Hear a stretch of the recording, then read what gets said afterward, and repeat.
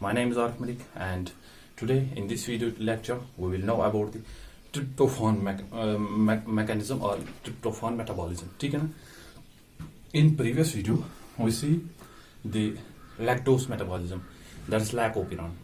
In today's topic we will know about the tryptophan opyrene.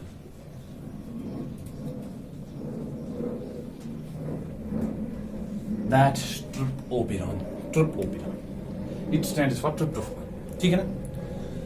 कल वाले lecture में जो हमने पढ़ा था, फिर उसमें हमने देखा था लैक्टोज का मेटाबॉलिज्म कैसे होता था. ठीक है ना? फिर वहां जो हमने सिचुएशन पढ़ी थी उसे हम कहते थे इंड्यूसेबल रेगुलेशन, और क्या कहते थे उसे हम कहते थे पॉजिटिव रेगुलेशन भी. एंड फिर हमने देखा था पॉजिटिव रेगुलेशन में क्या होता है, जीन्स हमेशा जो है ऑफ रहते हैं, ओपेरान जो है ऑफ रहता था, फिर अकॉर्डिंग टू सिचुएशन वो ऑन हो जाता था. But like lac operon it's different, it is different. हम इसमें क्या पढ़ेंगे, इसमें हम पढ़ेंगे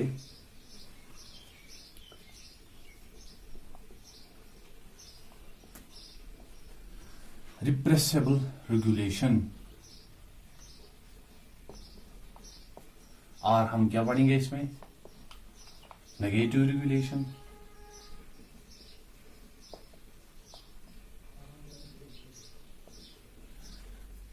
ठीक है ना? आज हम क्या पढ़ेंगे नेगेटिव रेगुलेशन. कल हमने पॉजिटिव रेगुलेशन देखा. अब यहां किस चीज का मेटाबॉलिज्म होगा, वो है ट्रिप्टोफान, जो अमीनो एसिड है उसी का क्या होगा मेटाबॉलिज्म होगा. ये भी अपनी सिचुएशन में क्या रहता है, रिमेन ऑलवेज ऑन. ये हमेशा सेल में क्या रहता है on, and turns off as required. ये ऑन हो जाता था कब, when it turns on as per as required. The first thing. The second about point is what's required. किस required के समय ये ऑफ हो जाता है, when concentration of tryptophan exceeds. जब ट्रिप्टोफान की कंसंट्रेशन एक्सीड हो जाए, सपोज सेल में 100 होने चाहिए थे, 100 का मेटाबॉलिज्म, सेल में 110 प्रेजेंट हो जाए, इन 10 का क्या होगा मेटाबॉलिज्म नहीं होगा, फिर ये क्या ओपेरान को ऑफ करवा देंगे. ठीक है ना? याद में रखा. अब हम इसे पढ़ते हैं, देखते हैं क्या होता है. ठीक है ना? Now suppose this is segment of DNA. ये प्रोकैरियोट्स का फीचर है. ओपेरान हमने देखा, फिर इस डीएनए का मैंने एक सेगमेंट है ऐसा, यहां से सपोज कोई पोर्शन जो है डीएनए का वो मैंने यहां पर ड्रॉ किया. अब इस पोर्शन में क्या रहता है, ठीक है ना, यहां पर unlike lac operon there is 5 kinds of genes in the structural gene. उसमें कितने होते थे स्टीरियो कॉलम में? 3 ही. ट्रिप्टोफान में क्या होता है, पहले यहां पर रहेगा टाउ डैश टाउ, फिर ऐसे रहेगा A B gene, C D AD, फिर उसके बाद यहां पर रहेगा ऑपरेटर सेम, प्रमोटर रहेगा, रेगुलेटरी जीन रहेगा. ठीक है ना? फिर रेगुलेटर का प्रमोटर रहेगा, प्रमोटर ऑफ रेगुलेटर. ठीक है ना? ये क्या है, एक प्रमोटर का सपोज डीएनए का हिस्सा है. ठीक है ना? ये ट्रिप्टोफान ओपेरान है. ये जो मैंने यहां पर ड्रा किया, यहां पर मैंने बहुत सारे जीन्स ड्रा किए, 5 जीन्स, 1 2 3 1 2 3 4 5 6 7 किए. लेकिन ये टाउ और ये टाउ डैश जो होता है ये हम फिर दूसरे वीडियो में देखेंगे. फिलहाल आज हम इन्हीं जीन के मतलब जानते हैं. ठीक है ना? पहला वाला जो जीन है, ये जीन, ये एक एंजाइम सिंथेसिस करेगा प्रोटीन प्रोडक्ट, उसे क्या हम कहेंगे एप्सिलॉन पॉलीपेप्टाइड चेन. ठीक है ना? डेल्टा क्या सिंथेसिस करेगा, डी ये करेगा डेल्टा पॉलीपेप्टाइड चेन. ठीक है ना? एप्सिलॉन सिंथेसिस क्या करेगा, सॉरी ई जीन क्या सिंथेसिस करेगा, एप्सिलॉन पॉलीपेप्टाइड चेन, ठीक है ना, पॉलीपेप्टाइड सॉरी प्रोटीन, ठीक है ना। डी क्या सिंथेसिस करेगा, डेल्टा पॉलीपेप्टाइड प्रोटीन, ठीक है ना। ये दोनों एक प्रोडक्ट के लिए एक प्रोडक्ट को सिंथेसिस करेंगे जिसे हम कहते हैं एंथ्रानाइलेट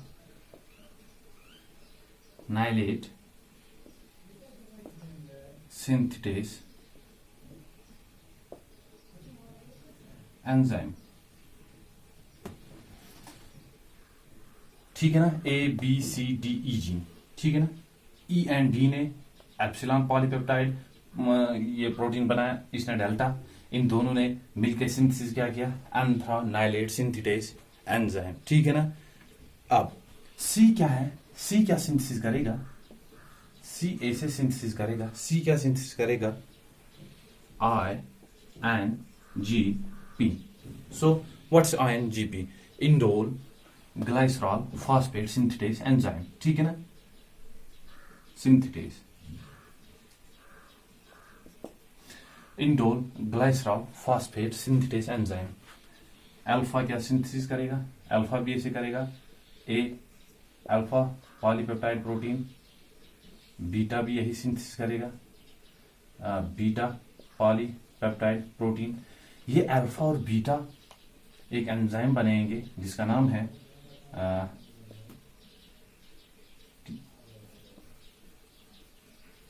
ट्रिप्टोफान सिंथेटेस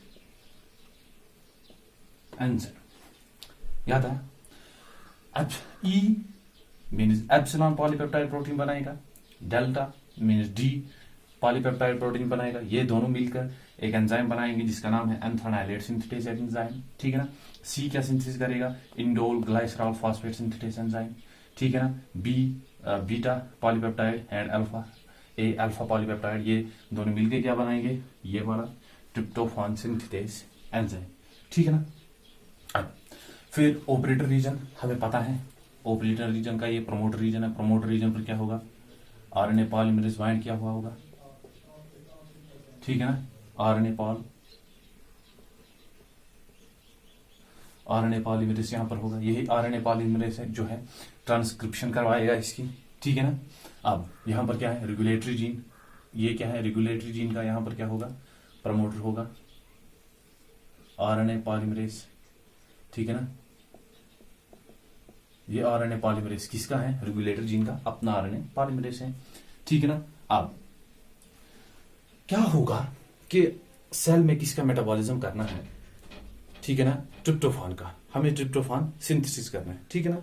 अब इसलिए क्या होता है, पहले हम इन एंजाइम की फंक्शन देखें, ये एंजाइम करेंगे क्या, टोटल मिला के जो ये सभी एंजाइम है, दैट इज एंथ्रानाइलेट सिंथेटेस या इंडोल ग्लाइसरॉल फॉस्फेट सिंथेटेस या ट्रिप्टोफान सिंथेटेस, जो एंजाइम्स हैं, ये एंजाइम्स मिलके एक अमाइनो एसिड बनाएंगे जिस अमाइनो एसिड का नाम है ट्रिप्टोफान अमाइनो एसिड, ठीक है ना। उसके लिए सेल, ये सपोज सेल है, ठीक है ना, सेल के अंदर कोई रॉ मटेरियल होगा, ठीक है ना, क्या होगा, रॉ मटेरियल,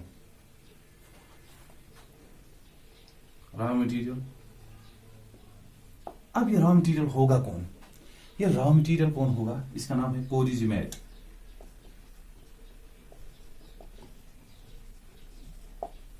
कोरिजिमेट एक एंजाइम है जो कि क्या है, रॉ मटेरियल है, ठीक है ना। इसी कोरिजिमेट एंजाइम से सिंथेसिस होगा ट्रिप्टोफान अमीनो एसिड, ठीक है ना। लेकिन सिंथेसिस कौन करवाएंगे, ये एंजाइम्स, इसीलिए तो ये एंजाइम्स से बनाने हैं, ठीक है ना। अब कोरिजिमेट बनने के बाद क्या बनेगा, यहां पर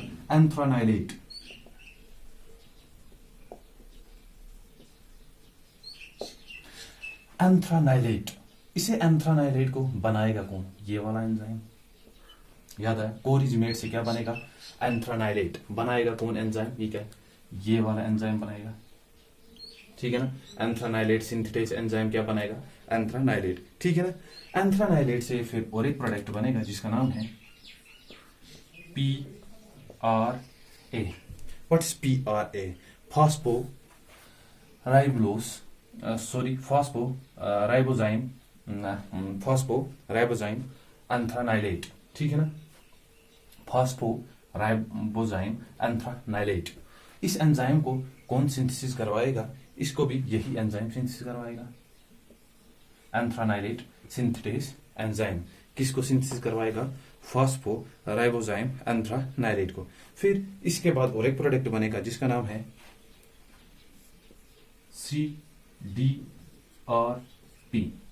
what is CDRP? CDRP simply है कार्बोक्सी फिनाइल अमाइनो डिऑक्सीराइबोस फॉस्फेट, ठीक है ना। क्या मैंने बताया? कार्बोक्सी फिनाइल अमाइन डिऑक्सीराइबोस फॉस्फेट, ठीक है ना। अब इस एंजाइम को कौन बनाने में मदद करेगा? इस एंजाइम को बनाने में मदद करेगा ये indole glycerol phosphate synthetase enzyme. अब इसके बाद यहां पर और एक प्रोडक्ट बनेगा, ठीक है ना। इस प्रोडक्ट का नाम है ये INGP। INGP क्या है? Indole glycerol phosphate enzyme. अब इसे कौन बनाएगा? इसे ये बनाएगा, इसे भी यही बनाएगा। Indole glycerol phosphate synthetase enzyme जो है ये इंडोल ग्लाइसरॉल फॉस्फेट एंजाइम को बनवाने में मदद करेगा, ठीक है ना। अब यहां से अब फाइनल प्रोडक्ट बनेगा, वो क्या है? Tryptophan amino acid. एक्चुअल में हमें यही सिंथेसिस करवाना है। क्या सिंथेसिस करवाना है? Tryptophan amino acid. अब ट्रिप्टोफान अमीनो एसिड किससे बनेगा? इस एंजाइम से, इस एंजाइम से ट्रिप्टोफान सिंथेटेस एंजाइम से क्या बनेगा? ट्रिप्टोफान, ठीक है ना। मीन्स ये रॉ मटीरियल जो है प्रिकॉर्सर, हम इसे बोल सकते हैं प्रिकॉर्सर एंजाइम। इस प्रिकॉर्सर एंजाइम से ही ट्रिप्टोफान जो है अमीनो एसिड हमें सिंथेसिस हो रहा है। हो किन की वजह से हो रहा है? इन एंजाइम्स की वजह से, ठीक है ना। यहां तक समझ में आ गया? ये है फंक्शन किनकी? इन जीन्स की, ठीक है ना। सिंपली में आप याद क्या रखोगे एग्जाम के लिए? इन जीन्स को क्या सिंथेसिस करवाना है? इनको सिंथेसिस करवानी है ट्रिप्टोफान अमीनो एसिड की, उसी का तो मेटाबॉलिज्म करना है। अब रेगुलेटरी जीन जो है, ये जो हमने लैकोपिरान देखा था उससे थोड़ा डिफरेंट फंक्शन यहाँ पर जो प्रोटीन है वो बनेगा। क्या होगा? पहले सिंपली यहाँ पर क्या होगी? ट्रांसक्रिप्शन होगी, फिर mRNA बनेगा, ठीक है ना। mRNA से फिर ट्रांसलेशन होगी, ट्रांसलेशन होने के बाद क्या बनेगा? और एक प्रोटीन बनेगा, ठीक है ना। क्या बनेगा? प्रोटीन। अब जो हमें ये प्रोटीन यहां पर मिला, लैकोपिरान जब हमने पढ़ा था उसमें हम इस प्रोटीन का नाम देते थे रिप्रेसर प्रोटीन। कौन सा नाम? Repressor protein. लेकिन यहां पर हम इस प्रोटीन का नाम क्या देंगे? इस प्रोटीन को हम क्या कहेंगे? एपो एंजाइम, या इसे हम क्या कहेंगे? वो एपो रिप्रेसर, एपो एंजाइम और एपो रिप्रेसर हम किसे कहेंगे? इस प्रोटीन को नाम देंगे, ठीक है ना। या हम इसे और भी कह सकते हैं पी प्रोटीन। एपो एंजाइम क्या है? सिंपली हमें पता है, बायोमॉलिक्यूल्स में पढ़ा होगा। एपो एंजाइम हम कहते हैं जो प्रोटीन पोर्शन ऑफ एंजाइम होता है, एंजाइम का जो प्रोटीन वाला हिस्सा होता है उसे हम कहते हैं एपो एंजाइम, ठीक है ना। एपो एंजाइम क्या है? सिंपली ये इनएक्टिव होता है, ठीक है ना, इनएक्टिव। वहां पे जो प्रोटीन बनता था वो एक्टिव प्रोटीन था, ठीक है ना, लैकोपिरान में। यहां पर जो बनता है एपो एंजाइम, ये क्या है? इनएक्टिव है, या एपो रिप्रेसर ये इनएक्टिव है, ठीक है ना। यहां पर अब हम सिचुएशन कौन सी देखेंगे? पहले कि ऑन कैसे रहता है, ठीक है ना, ऑन। अब सेल में क्या है? सपोज 100 मॉलिक्यूल्स हमें ट्रिप्टोफान के रिक्वायर हैं, वही 100 मॉलिक्यूल्स सेल में इस वक्त प्रेजेंट हैं, ठीक है ना। अब क्या होगा जब 100 मॉलिक्यूल्स प्रेजेंट हैं तो सिंपली ये एंजाइम क्या है? ये इनएक्टिव रहता है, ठीक है ना। अब हम देखते हैं एक्टिव कब होगा, ये वो हम आगे देखते हैं। लेकिन इस वक्त क्या है? 100 मैंने बताया था पहले, ये ऑफ तभी हो जाता है जब कंसंट्रेशन एक्सीड हो जाती है. When the concentration of tryptophan gets exceeded then it turns off. Normally it remains on. So we will look here first the on situation. Now 100 molecules of tryptophan is present inside the cell. So अब इसको metabolism करना है इस 100 molecules की. जब ये इन 100 molecules की metabolism करेगा, सिंपली इसके पास कोई भी एडिशनल इस वक्त जो है ट्रिप्टोफान का जो कंसंट्रेशन ज़्यादा नहीं है, इसलिए ये ऑन रहेगा. ठीक है ना. ये इनएक्टिव है, ये यहाँ पर बाइंड नहीं कर सकता है. ठीक है ना. ये तभी यहाँ पर जाकर बाइंड कर सकता था जब ये एक्टिव रहता. ठीक है ना. लेकिन इस वक्त ये इनएक्टिव है. ये आरएनए पॉलीमरेज यहाँ पर बैठा है. आरएनए पॉलीमरेज की फंक्शन है आगे जाना और इन जो एंजाइम मैंने पहले ही बताए उन प्रोटीन प्रोडक्ट को सिंथेसिस करना. ठीक है ना. लेकिन इस वक्त वो प्रोसेस सेम होगी. ठीक है ना. यहाँ पर आरएनए पॉलीमरेज फिर पहुंच जाएगा, फिर यहाँ से ऐसे एमआरएनए बनेगा, डिफरेंट प्रोटीन. ठीक है. पॉलीसिस्टोनिक जो है एमआरएनए बन जाएगा. ठीक है.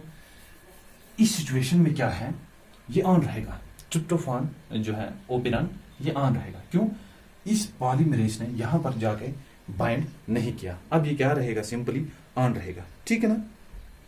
ठीक है. अब ऑफ सिचुएशन कैसे होगी? ये तो था ऑन. मैंने बताया कभी कभार क्या है, ये ऑफ हो जाता है. It turns of. How it turns of? Of मैंने सिंपली बताया था जब ज्यादा कंसंट्रेशन हो जाएगी. अब ज्यादा कंसंट्रेशन होने के साथ क्या होगा? ठीक है ना. ये जो है ये एक प्रोडक्ट के साथ बाइंड हो सकता है. जैसे हमने पिछले वाले में देखा था लैकोपेरान में, उसी तरह जो लैकोपेरान में जो रिप्रेसर प्रोटीन बनता था उसकी हायर एफिनिटी थी टुवर्ड्स द एलोलैक्टोज. इसी तरह ये जब बाइंड हो जाता है एक एंजाइम के साथ जिसे हम कहते हैं को रिप्रेसर. को रिप्रेसर क्या है? को रिप्रेसर इज सिंपली ट्रिप्टोफान. को रिप्रेसर सिंपली क्या है? ट्रिप्टोफान. ठीक है ना. अब सेल में क्या प्रेजेंट है इस वक्त? कंसंट्रेशन सपोज 100 होनी चाहिए थी, लेकिन 120 है. 20 मॉलिक्यूल ज्यादा है. ये जरूरी नहीं है 20 होने चाहिए. अगर एक भी हो, 101 भी अगर हो, एक ही ज्यादा हो, ये भी इसे टर्न ऑफ कर सकता है. क्यों? इसकी रिक्वायर ही 100 के लिए है. ये 101 को क्यों मेटाबोलाइज नहीं कर सकता? ये अपनी एनर्जी वेस्ट नहीं करना चाहता.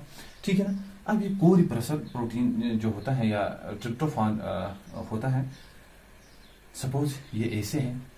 अब इसकी बाइंडिंग इसके साथ अफिनिटी होती है. अब इस वक्त ये जाके इसके साथ मिल जाएगा. ठीक है ना. ये यहां पर क्या आ गया? ये यहां पर आ गया को रिप्रेसर और आ गया ट्रिप्टोफान. ठीक है ना. अब ये बाइंड किसके साथ हो गया? एपो एंजाइम के साथ.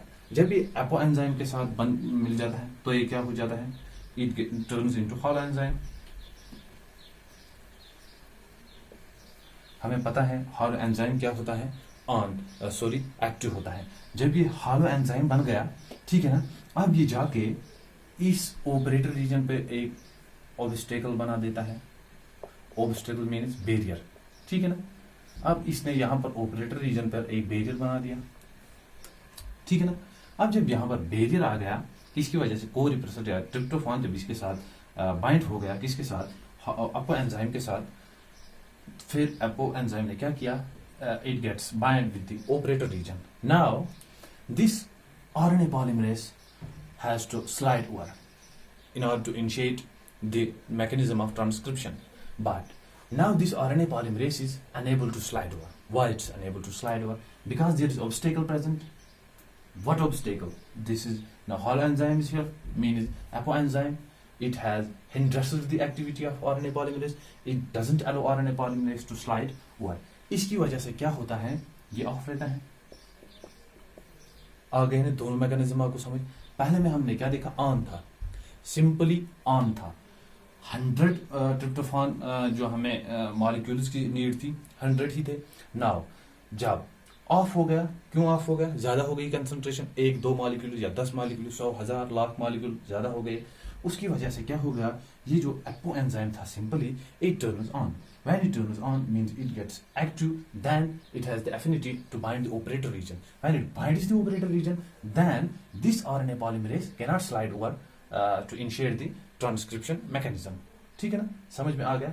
इसकी वजह से ये क्या रहता है, ऑफ रहता है। ठीक है ना, अब हमने देखा इसमें दोनों ऑन ऑफ कैसे रहता है। सिंपली ऑफ रहता है जब कंसंट्रेशन एक्सीड हो, ऑन रहता है जब नॉर्मल हो। ठीक है ना, और इसमें हमने आज क्या पढ़ा, repressor regulation means negative regulation. आपको ये भी क्वेश्चन पूछे जा सकते हैं, क्या ट्रिप्टोफान या ट्रैप ओपेरान जो होता है ये, या कोई भी ओपेरान जो दो है, क्या इनमें नेगेटिव रेगुलेशन होता है? हाँ, नेगेटिव रेगुलेशन होता है। ठीक है ना, अब हमने सिंपली इसमें क्या देखा, ऑन ऑफ मैकेनिज्म और डीपली देखा। Thank you.